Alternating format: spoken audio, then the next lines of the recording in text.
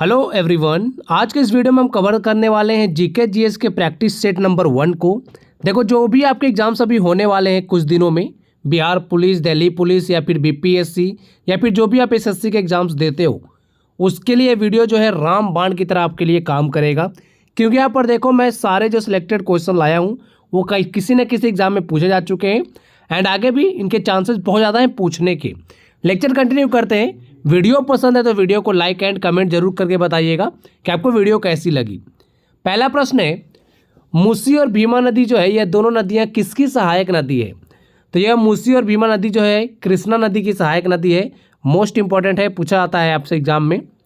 बात करें कृष्णा नदी की, तो यह भारत की तीसरी सबसे लंबी नदी है गंगा और गोदावरी के बाद। उद्गम स्थल है इसका एक सतारा जो डिस्ट्रिक्ट है महाराष्ट्र का, वहाँ पे महाबलेश्वर नाम का स्थान है, उसी के पास से जो इसका उद्गम होता है। एंड ये अपना मुहाना जो है बे ऑफ बंगाल में जाके अपना जल गिरा देती है। यह जो है महाराष्ट्र, कर्नाटक, तेलंगाना और आंध्र प्रदेश से होकर बहती है।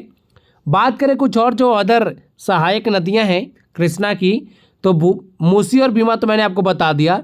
डिंडी और पालेरू ये चारों जो है लेफ्ट ट्रिब्यूटरी है। एंड राइट ट्रिब्यूटरी में बात करें तुंगभद्रा, मोस्ट इंपॉर्टेंट है, बहुत बार एग्जाम में पूछा जा चुका है ये कि तुंगभद्रा किसकी सहायक नदी है, आपको बताना है कृष्णा। मालप्रभा, ये दोनों जो है कृष्णा की राइट ट्रिब्यूटरीज हैं। एंड यहाँ पर एक घाट प्रभा देखो, वेना है, कोयना है, दूध गंगा है, ये सभी जो हैं कृष्णा की राइट ट्रिब्यूटरीज हैं। एंड श्रीशैलम, अलमाटी डैम और जो नागार्जुन सागर डैम है, ये सभी कृष्णा नदी पर ही स्थित है। इसके बाद है तराइन का प्रथम युद्ध किस वर्ष लड़ा गया था? ये सब प्रश्न तो एग्जाम में रिपीट होते रहते हैं बार बार। सही उत्तर है ऑप्शन है 1191 में तराइन का प्रथम युद्ध हुआ था। बात करें किस किस के बीच हुआ था, तो देखो ये जो है मोहम्मद गौरी और पृथ्वीराज के बीच में हुआ था।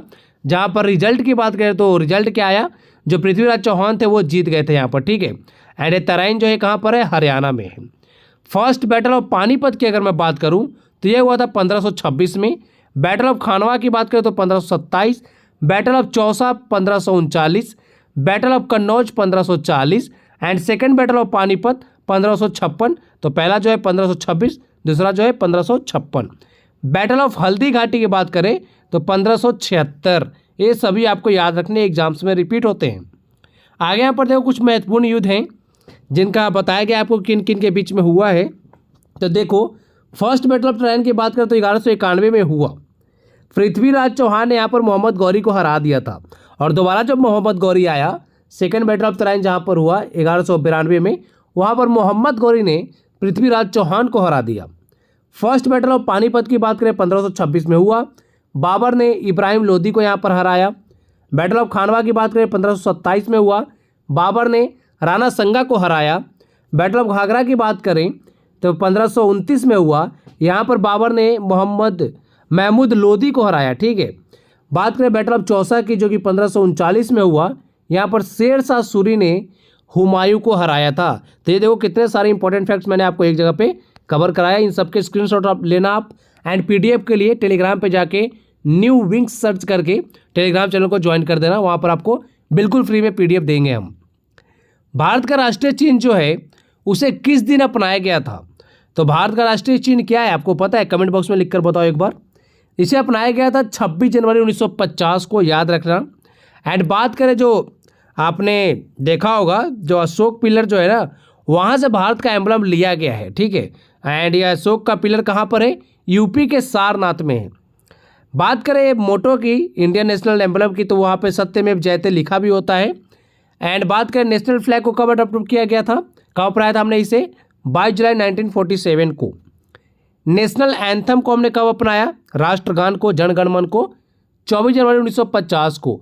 एंड नेशनल सॉन्ग जो है हमारा वंदे मातरम, जिन्हें बंकिम चंद्र चटर्जी ने लिखा था, उसे हमने कब अपनाया? 14 जनवरी 1950 को ही। दोनों एक दिन ही अपनाए गए थे, ठीक है। एंड बात करें यहाँ पर तो ये देखो है PM of India unveiled the 6.5 metre tall national emblem on the top of the under construction. अच्छा हाँ, अभी जो न्यू पार्लियामेंट बना है ना, उसके सबसे ऊपर आप देखोगे ना, उसके सबसे ऊपर वहाँ पर देखो नेशनल एम्बलम को दर्शाया गया है, जो कि कितना लंबा है? 6.5 मीटर लंबा है ये, ठीक है। जो 4 शेर होते हैं ना, देखे होंगे आपने, 3 शेर सामने दिखते हैं, चौथा होता है पीछे, वही हमारा नेशनल एम्ब्लम है, ठीक है। Which of the following days is celebrated as the world environment day? विश्व पर्यावरण दिवस कब मनाया जाता है? याद होगा आप सभी को, 5 जून को मनाया जाता है, ठीक है। आगे यहाँ पर देखो, 2023 की थीम थी इसकी beat plastic pollution. Host country आप लिख कर बताओगे, ठीक है। पिछली बार का स्वीडन था, 2023 का होस्ट कंट्री कौन था आप कमेंट बॉक्स में लिख कर बताइए। 16 सितंबर को मनाते हैं world ozone day. World teachers day मनाया जाता है 5 अक्टूबर को। वर्ल्ड सॉइल डे यानी विश्व मृदा दिवस 5 दिसंबर। अंतर्राष्ट्रीय योग दिवस 21 जून। अंतर्राष्ट्रीय बाघ दिवस 29 जुलाई। वर्ल्ड वेटलैंड्स डे 2 फरवरी। वर्ल्ड एड्स डे 1 दिसंबर। इंटरनेशनल मदर लैंग्वेज डे 21 फरवरी। जितने भी डे यहाँ पर आपको मैंने लिखे हैं ना, ये बहुत ज़्यादा इंपॉर्टेंट है, एग्जाम्स में बार बार पूछे जाते हैं, ठीक है। आगे यहाँ पर देखो, poverty and un British rule in India, इस किताब को किसने लिखा है, ऑथर कौन है? तो इनका नाम है दादा भाई नौरोजी। ये किताब बहुत बार पूछा जा चुका है एग्जाम में, मैं आपको बता नहीं सकता हूँ, अगर आप एग्जाम्स देते हो ना तो आपको पता होगा ये चीज़। और यहाँ पे देखो कुछ अन्य किताबें हैं, जैसे कि द सीक्रेट ऑफ द वेदा, यह लिखा है श्री अरबिंदो ने। अनहैप्पी इंडिया को लिखा है लाला लाजपत राय ने। इंडिया डिवाइडेड को लिखा है राजेंद्र प्रसाद ने, जो हमारे देश के प्रथम राष्ट्रपति थे। इंडियन स्ट्रगल जो लिखा है, इसे लिखा है सुभाष चंद्र बोस ने, ठीक है। नील दर्पण को लिखा है दीनबंधु मित्र ने, याद रखिएगा। यंग इंडिया एंड हरिजन और नवजीवन, ये सभी जो है गांधी जी की रचनाएं हैं, ये आपको याद रखने हैं।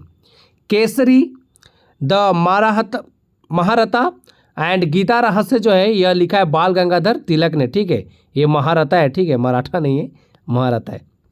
आगे देखो, निजता का अधिकार यानी राइट टू प्राइवेसी जो है यह किस अनुच्छेद के तहत एक मौलिक अधिकार है हमारा? तो यह जो है अनुच्छेद 21 के तहत हमारा मौलिक अधिकार है, निजता का अधिकार। याद रखिएगा, ऑप्शन बी सही हो जाएगा। And पुट्टा Swami versus union of India का केस आया था 2017 में, जिसमें जो है राइट टू प्राइवेसी को फंडामेंटल राइट डिक्लेयर किया गया था सुप्रीम कोर्ट के द्वारा। बात करें आर्टिकल 17 की, तो यहाँ पे देखो छुआछूत की जो है बात कही गई है, अनटचेबिलिटी वाली। एंड बात करें आर्टिकल 14 की, तो यहाँ पर इक्वालिटी बिफोर द लॉ है, सो जो भी हमारे कानून के लिए है सब एक बराबर है ना। आर्टिकल 52 जो है यह प्रेसिडेंट ऑफ इंडिया से रिलेटेड है, आपको पता ही होगा। 324 जो आर्टिकल है आपको याद रखना है, इलेक्शन कमीशन ऑफ इंडिया से रिलेटेड है, ये बहुत बार एग्जाम में पूछा आता है। आगे आपको मैं कुछ और बताऊंगा। यहाँ पर देखो, संविधान का कौन सा अनुच्छेद जो है धन विधेयक को परिभाषित करता है? मनी बिल को कौन सा संविधान का अनुच्छेद जो है परिभाषित करता है? तो ये है ऑप्शन बी, आर्टिकल 110। एंड बात करें यहाँ पर, तो देखो अब जो मनी बिल है इसको जो है एक मिनिस्टर के द्वारा इंट्रोड्यूस किया जाता है, and it can not be introduced in Rajya Sabha. जो मनी बिल है ना, वो राज्यसभा या फिर विधान परिषद होता है राज्यों का, वहाँ पर इंट्रोड्यूस नहीं किया जाता है। इसको कहाँ पर इंट्रोड्यूस कर सकते हैं? सेंटर में होगा तो लोकसभा में इंट्रोड्यूस करेंगे, एंड अगर राज्य में होगा तो इसको कहाँ पर करेंगे? विधानसभा में करेंगे। बात करें यहाँ पर देखो, आर्टिकल 112 जो है यह बजट से रिलेटेड है। बजट नहीं लिखा गया है संविधान में, वहाँ पर क्या लिखा गया है? Annual financial statement. 108 आर्टिकल जो है ज्वाइंट सिटिंग से रिलेटेड है, जो लोकसभा और राज्यसभा की ज्वाइंट सिटिंग होती है, जो प्रेसिडेंट बुलाते हैं, उससे रिलेटेड है ये। आर्टिकल 280 जो है फाइनेंशियल कमीशन से रिलेटेड है, याद रखिएगा, मोस्ट इंपॉर्टेंट है। फिर यहाँ पर देखो, निम्न में से किस राज्य की सीमा मणिपुर से लगी हुई है? तो आप बता पाओगे ये? मुझे नहीं लगता आप बता पाओगे, काफ़ी टफ प्रश्न है आपके लिए अगर आप मैप की जानकारी नहीं रखते हो तो मणिपुर से जिस जिस राज्यों की सीमा लगती है वो कौन कौन से हैं? तो यहाँ पर सही हो जाएगा option C, Nagaland, Assam and Mizoram. ये तीनों की सीमा जो है मणिपुर राज्य से लगती है। यहाँ पर मणिपुर के सीएम की बात करें तो एन बीरेन सिंह है, एंड जो गवर्नर है वो अब चेंज हो चुके हैं, ठीक है। ला गणेशन अब गवर्नर नहीं है। आप कमेंट बॉक्स में लिख कर बताओ, मुझे भी ध्यान नहीं है, ला गणेशन कहीं और चले गए अब, ठीक है। यहाँ पर आपकी शायद कौन हो सकती है? अनुसुईया उइके हैं शायद, वही है, ठीक है, देख लेना एक बार। लोकटक लेक जो है यह मणिपुर में ही है। कैबुल लामजाओ नेशनल पार्क जो विश्व का एकमात्र तैरता हुआ नेशनल पार्क है ना, वो भी मणिपुर में ही है। अच्छा, एक अंतर्राष्ट्रीय देश के साथ भी इसकी सीमा लगती है मणिपुर की, वो है म्यांमार। आगे यहाँ पर मैप में देखो क्लियर हो जाएगा। मणिपुर कहाँ है? यहाँ देखो मणिपुर है, ये ऊपर में नागालैंड है, यहाँ पर देखो असम है, नीचे मिजोरम है, ये जो है ना ये देश है म्यांमार, ठीक है। बाकी यहाँ पर देख सकते हो ये है बांग्लादेश, ये है असम, जिसकी राजधानी क्या है, दिसपुर।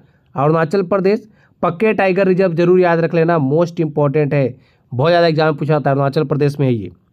चलिए आगे देखते हैं, निम्नलिखित में से किस सुधारक ने आर्य समाज की स्थापना की थी? तो आर्य समाज के संस्थापक कौन है? ऑप्शन ए दयानंद सरस्वती, जिन्होंने नारा दिया था वेदों की ओर लौटो। ये देखो, इनसे कब स्थापित किया गया था? 1857 में किया गया था, बॉम्बे में, याद रख लेना। एंड दयानंद सरस्वती को जो है grand father of the nation भी कहा जाता है। ओरिजिनल नेम अगर इससे इनका पूछा जाए तो वह है मूल शंकर। दे दिया जाता है प्रश्न ना कि दयानंद सरस्वती का बचपन का नाम क्या था या फिर जो असली नाम क्या था, उस तरह से देते हैं, तो मूल शंकर। राजा राम मोहन रॉय की बात करें तो इन्हें जो है फादर ऑफ इंडियन रेनेसां कहा जाता है। इन्होंने आत्मीय समाज स्टार्ट किया था 1814 में एंड ब्रह्मो समाज की स्थापना की थी 1828 में। आत्माराम पांडुरंग जो है इन्होंने प्रार्थना समाज की स्थापना की थी 1867 में, बॉम्बे में ही। आगे देखो, कांग्रेस के किस अधिवेशन में पहली बार राष्ट्रीय गीत वंदे मातरम को गाया गया था? यहाँ पे देखो राष्ट्रगान नहीं पूछ रहा है, राष्ट्रीय गीत पूछा जा रहा है, जो कि वंदे मातरम है। इसे गाया गया था ऑप्शन सी 1896 में, जो कलकत्ता सेशन हुआ था ना कांग्रेस का, वहाँ पर वंदे मातरम को पहली बार गाया गया था। तो देखो आपसे पूछा जा सकता है ना कि प्रेसिडेंट कौन थे उस समय पर कांग्रेस के? वो थे रहमतुल्लाह एम सायनी। बात करें इस गाने को किसने लिखा है, गीत को, वो लिखा है बंकिम चंद्र चटर्जी ने। कब लिखा है? 1874 में। नेशनल एंथम जन गण मन, इसे पहली बार कब गाया गया था? तो कलकत्ता का ही सेशन था ये, लेकिन ये हुआ था कब? 1911 में। इस समय प्रेसिडेंट कौन थे? बिशन नारायण धर। ये जो मैं फैक्ट्स बता रहा हूँ ना आपको, बहुत बार पूछे गए एग्जाम में, याद रख लेना। महात्मा गांधी ने कांग्रेस के एकमात्र सेशन की अध्यक्षता की थी, बेलगांव में हुआ था वो 1924 में। कांग्रेस दो भागों में कब बढ़ गई थी? सूरत में, जो 1907 में हुआ था ना कांग्रेस का सेशन, वहाँ पर कांग्रेस जो है दो भागों में बंट गई थी, नरम दल और गरम दल में। ठीक है, आगे देखो, कार्लोस अल्कराज किस देश के पेशेवर टेनिस खिलाड़ी हैं? अभी अभी इन्होंने, अच्छा ये तो राफेल नडाल की तस्वीर लग गई है, कार्लोस अल्कराज की नहीं लगी है। ठीक है, तो आप एक बार रिलेट कर लेना कार्लोस अल्कराज की तस्वीर से। ये स्पेन से बिलोंग करते हैं एंड राफेल नडाल भी स्पेन से ही हैं। बात करें, देखो अभी विंबलडन ओपन 2023 का जो सिंगल टाइटल्स है पुरुषों वाला, वो कार्लोस अल्कराज ने ही जीता है। फाइनल में नोवाक जोकोविच को हरा दिया भाई, जो सर्बिया के खिलाड़ी हैं। एंड वीमेन सिंगल टाइटल की बात करो तो यहाँ पे चैंपियन बनी है मार्करेटा वोंद्रोसोवा। ठीक है, ये चेक रिपब्लिक से हैं।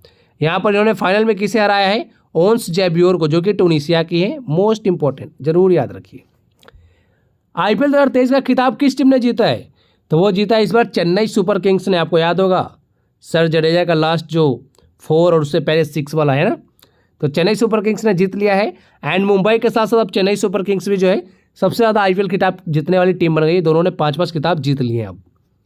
तो यहाँ पर बात करें, देखो चेन्नई सुपर किंग्स का ये 5वां टाइटल था एंड आईपीएल का 16वां सीजन था। रनर अप यानी फाइनल में कौन सी टीम हारी है? गुजरात टाइटंस। ऑरेंज कैप इस बार मिला है शुभमन गिल को, गुजरात टाइटंस के लिए खेल रहे थे। 890 रन इन्होंने बनाए। बात करें पर्पल कैप की तो मोहम्मद शमी को मिला, इन्होंने 28 विकेट्स लिए थे, ये भी गुजरात टाइटंस के लिए खेल रहे थे। Most valuable player Shubman Gill ही बने हैं। अच्छा, जो फाइनल मैच हुआ Chennai Super Kings and Gujarat Titans के बीच में, वहाँ पर उस मैच में प्लेयर ऑफ द मैच कौन बने थे? डेविन कॉनवे, याद रख लेना, मोस्ट इंपॉर्टेंट है, न्यूजीलैंड के खिलाड़ी हैं, आईपीएल में चेन्नई के लिए खेल रहे थे। फाइनल मैच जो है नरेंद्र मोदी स्टेडियम में खेला गया, जो विश्व का सबसे बड़ा क्रिकेट स्टेडियम है। ठीक है, नंबर 2 पे कौन सा है? मेलबर्न क्रिकेट ग्राउंड, ऑस्ट्रेलिया वाला। और तीसरा भी भारत में ही बन रहा है, शायद जयपुर में। यहाँ पर देखो 2022 के आईपीएल के सारे फैक्ट्स हैं। चैंपियन गुजरात टाइटंस बनी थी, रनर अप टीम थी राजस्थान रॉयल्स। ऑरेंज कैप जीता था पिछली बार जोस बटलर ने, पर्पल कैप युजवेंद्र चहल ने। Most valuable player Jos Buttler. Final match पिछली बार भी नरेंद्र मोदी स्टेडियम में ही हुआ था। गुजरात के कैप्टन थे हार्दिक पांड्या, हेड कोच थे आशीष नेहरा। एंड राजस्थान रॉयल्स जो पिछली बार फाइनल में थी उसके कैप्टन थे Sanju Samson and head coach थे कुमार संगकारा। निम्न में से कौन जो है रेत समाधि के लेखक है? Tomb of sand. ये पुस्तक बहुत ज़्यादा इंपॉर्टेंट है, नोवेल। इसको लिखा है गीतांजलि श्री ने, ऑप्शन भी सही हो जाएगा। गीतांजलि श्री इसलिए इंपॉर्टेंट बहुत ज़्यादा है क्योंकि टॉम्ब ऑफ सैंड ने इंटरनेशनल बुकर प्राइज जीता था 2022 का। ठीक है, एंड ये फर्स्ट हिंदी नॉवेल है इंटरनेशनल बुकर प्राइज जीतने वाला। एंड इस किताब को इंग्लिश में ट्रांसलेट किया था डेजी रॉकवेल ने, तो इनका भी नाम याद रख लेना, मोस्ट इंपॉर्टेंट। अच्छा, 2023 इंटरनेशनल बुकर प्राइज की बात करें तो जॉर्जी गोस्पोडिनोव, एंड एंजेला रोडेल, इन दोनों ने जीता है। एंड इनकी नोवेल का नाम क्या है? टाइम शेल्टर, याद रख लेना। जॉर्जी गोस्पोडिनोव ने इस किताब को लिखा था एंड इंग्लिश में ट्रांसलेट किया था एंजेला रोडेल ने। एंड ये फर्स्ट बुल्गारियन है गोस्पोडिनोव जो इन्होंने इंटरनेशनल बुकर प्राइज जीता है। अच्छा, बुल्गारिया की एक बहुत इंपॉर्टेंट पर्सनैलिटी है फीमेल में, जो कि IMF की मैनेजिंग डायरेक्टर हैं, उनका नाम मुझे कमेंट बॉक्स में लिख कर बता दो। यहाँ पर देखो कुछ इंपॉर्टेंट बुक्स एंड ऑथर्स हैं। अम्बेडकर लाइफ शशि थरूर ने लिखी है। The race of my life, ये जो है ऑटोबायोग्राफी है मिल्खा सिंह की। प्रियंका चोपड़ा की अनफिनिश्ड जो है यह मेमोर इन्होंने खुद लिखी है। अभिनव बिंद्रा की एक किताब है a shot at history. I am no messiah Sonu सूद की किताब है, बहुत बार एग्जाम में पूछा जा चुका है। The road ahead Bill Gates की है। An era of darkness Shashi Tharoor. The God of small things Arundhati Roy की है। एंड इसी के लिए इन्होंने बुकर प्राइज जीता था 1997 में। डॉक्टर किरण बेदी की किताब है फियरलेस गवर्नेंस, मोस्ट इंपॉर्टेंट है, याद रखिएगा। Cooking to save your life Abhijit Banerjee की है, जो शायद 2019 में अर्थशास्त्र में नोबेल पुरस्कार जीत चुके हैं ये। नाटो का मुख्यालय कहाँ स्थित है? तो नाटो का मुख्यालय कहाँ पर है? बेल्जियम में, बेल्जियम की राजधानी ब्रुसेल्स में, ठीक है। यहाँ पर देखो इसकी स्थापना कब हुई थी नाटो की? 4 अप्रैल 1949 को। सेक्रेटरी जनरल है जॉन स्टाल्टनबर्ग। मेंबर्स टोटल 31 कंट्रीज हैं। एंड 31वां मेंबर कौन बना है? फिनलैंड, मोस्ट इंपॉर्टेंट, याद रखना है। एंड नाटो समिट 2023 कहाँ पर हुई है? विल्नियस शहर में हुई है, जो कि लिथुआनिया का शहर है। यहाँ पर देखो कुछ अन्य महत्वपूर्ण ऑर्गेनाइजेशंस के हेडक्वार्टर्स लिखे गए हैं। यूनाइटेड नेशंस का हेडक्वार्टर कहाँ पर है? न्यूयॉर्क USA में। यूनिसेफ का भी न्यूयॉर्क USA में ही है। IMF का है वाशिंगटन DC में। ये जो है वर्ल्ड बैंक, इसका भी वाशिंगटन DC में है, जिसके अभी हाल ही में प्रेसिडेंट कौन बने? अजय बंगा। WHO का हेडक्वार्टर जिनेवा स्विट्जरलैंड। WTO का भी जिनेवा स्विट्जरलैंड में ही। एंड जो इंटरनेशनल लेबर ऑर्गेनाइजेशन है इसका भी जिनेवा स्विट्जरलैंड में ही है। रेड क्रॉस ये भी जिनेवा में ही है। एंड वर्ल्ड टूरिज्म ऑर्गेनाइजेशन की बात हो रही है यहाँ पर, ये मैड्रिड स्पेन में, ठीक है। WTO एंड WTO जो है ना, ये दोनों अलग अलग हैं। ये ट्रेड वाला है, ये टूरिज्म वाला है, तो इसमें आपको फ़र्क पता होना चाहिए। अब आगे है कि मनरेगा जो है इसका फुल फॉर्म क्या है? तो इसका फुल फॉर्म है ऑप्शन D, इनमें से कोई नहीं। क्या नाम है इसका पूरा? Mahatma Gandhi National Rural Employment Guarantee Act, याद रख लेना। यह एक फ्लैगशिप प्रोग्राम है गवर्नमेंट ऑफ इंडिया का, जो काफ़ी ज़्यादा इंपॉर्टेंट है, याद रख लीजिएगा इसको। बात करें, ये आपके लिए प्रश्न है भाई, इसका आंसर जो आप कमेंट बॉक्स में लिखकर बताओगे। जो भारत का प्रतीक के नीचे अंकित भारत का राष्ट्रीय आदर्श वाक्य है सत्यमेव जयते, इसे कहाँ से लिया गया है? कथा उपनिषद, चांदोग्य उपनिषद, ऐत्रेय उपनिषद या फिर मुंडक उपनिषद? कमेंट बॉक्स में लिखकर बताइए। PDF के लिए टेलीग्राम चैनल ज्वाइन कर लीजिएगा न्यू विंग्स। आज के वीडियो में इतना ही। Thank you for watching video. Thank you so much.